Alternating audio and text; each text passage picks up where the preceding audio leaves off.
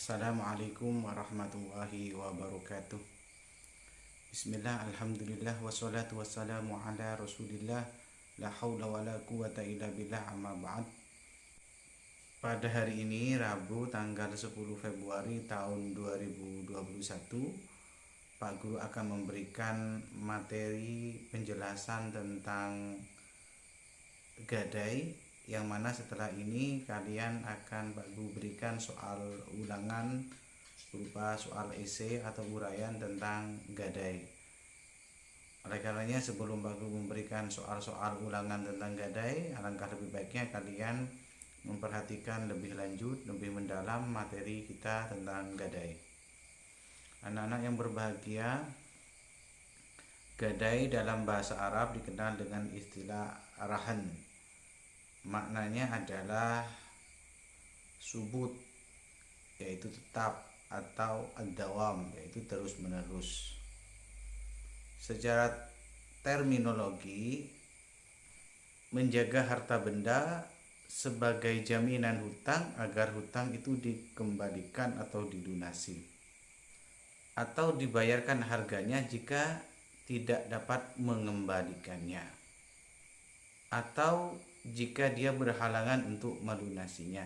Jadi sebenarnya gadai itu adalah harta yang dijaminkan oleh orang yang berhutang kepada pemberi hutang sebagai jaminan apabila dia tidak bisa melunasinya, maka barang tersebut dapat dijual oleh pemberi hutang sebagai ganti dari nominal hutang yang dipinjam oleh orang yang berhutang. Nantinya apabila ada kelebihan, tentunya dikembalikan kepada penerima hutang. Namun jika barang yang dijual sebagai jaminan itu ternyata nilainya kurang dari nominal jumlah hutang yang dia berikan, maka sang pemberi hutang dapat menagih kekurangannya kepada orang yang berhutang. Hukum asal gadai adalah mubah atau diperbolehkan berdasarkan firman Allah di dalam Al-Quran. A'udzubillahi minasyaitonirrajim. Wa in kuntum ala safarin wa lam tajidu katiban farihanum maqbudatum fa in amina ba'dukum ba'dun falyu'addil ladzi tumina amanatahu wal yattaqillaha rabbahu. Artinya, jika kamu dalam perjalanan dan bermuamalah tidak secara tunai, sedang kamu tidak memperoleh seorang penulis, maka hendaknya ada barang yang ditanggungkan atau digadaikan yang dipegang oleh yang berpiutang. Akan tetapi, jika sebagian kamu mempercayai sebagian yang lain, maka hendaklah yang dipercaya itu menunaikan amanahnya atau hutangnya, dan hendaknya dia bertakwa kepada Allah Tuhannya. Adapun rukun gadai, yang pertama adanya dua orang yang berakad, yaitu orang yang berhutang dan orang yang memberikan hutang. Kemudian yang kedua, adanya barang yang dijaminkan atau diagunkan, almarhun. Yang ketiga, adanya hutang atau almarhun B. Yang keempat, adanya zirat ijab qabul. Syarat-syarat gadai. Disyaratkan dalam transaksi gadai hal-hal sebagai berikut. Yang pertama, syarat dua pihak yang berakad, yaitu balik, berakal, dan rusyd, memiliki kemampuan mengatur dan mampu membedakan antara baik dan buruk. Kemudian yang kedua, syarat barang yang digadaikan atau syarat barang gadai almarhun. Ada tiga. Yang pertama, barang gadai itu berupa barang yang berharga yang dapat menutupi hutangnya. Barang gadai tersebut adalah milik orang yang menggadaikan atau yang diizinkan baginya untuk menjadikannya sebagai jaminan gadai. Yang ketiga, barang gadai tersebut harus diketahui ukuran, jenis, dan sifatnya, karena gadai adalah transaksi atas harta sehingga hal ini disyaratkan.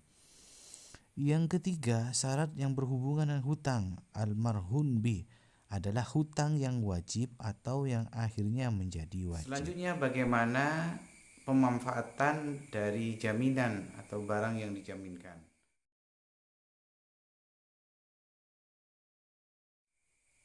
Orang yang memberikan hutang tidak boleh memanfaatkan barang yang dijadikan sebagai jaminan.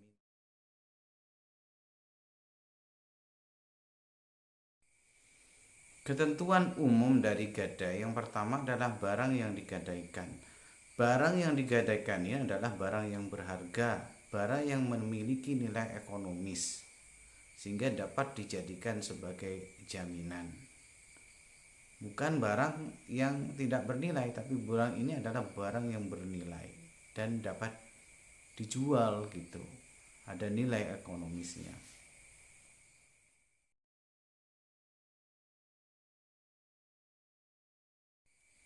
Barang gadai itu adalah amanah. Jadi dalam hutang piutang itu tidak mesti ada jaminan. Jadi gadai itu bukan sesuatu yang harus ada dalam setiap hutang piutang.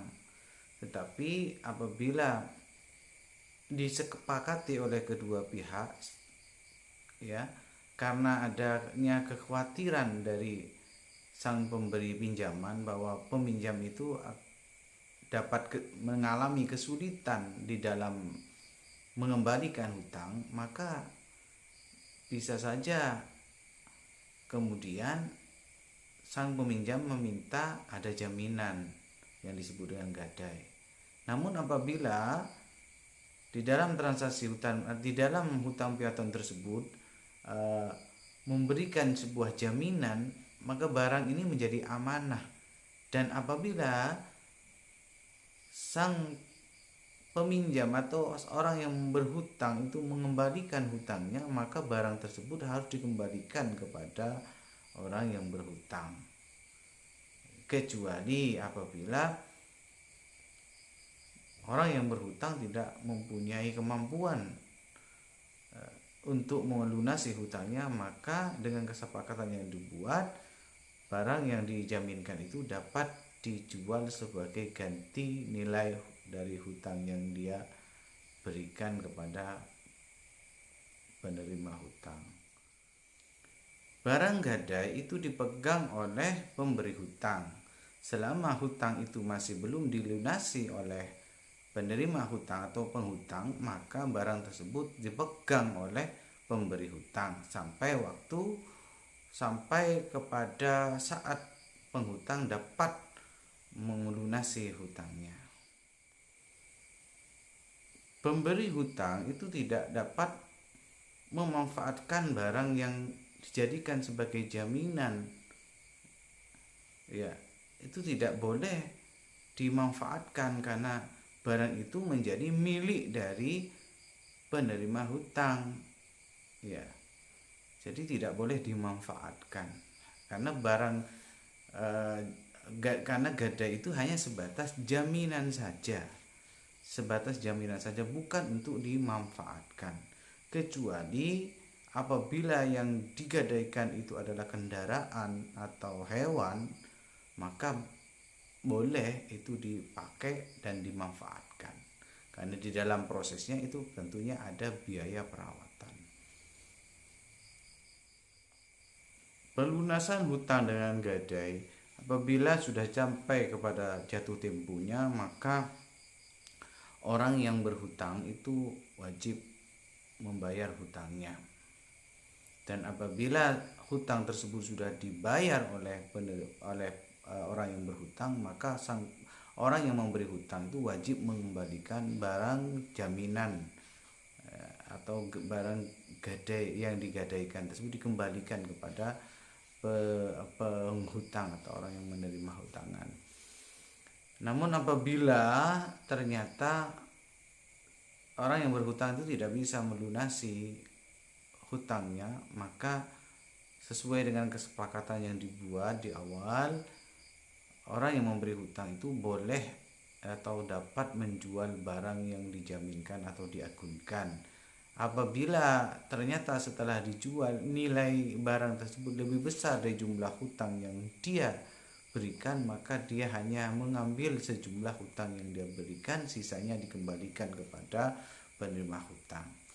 Namun sebaliknya juga, apabila ternyata nilai barang itu lebih rendah dari hutang yang dia berikan, maka pemberi hutang dapat meminta tambahan kekurangannya tersebut kepada orang yang berhutang.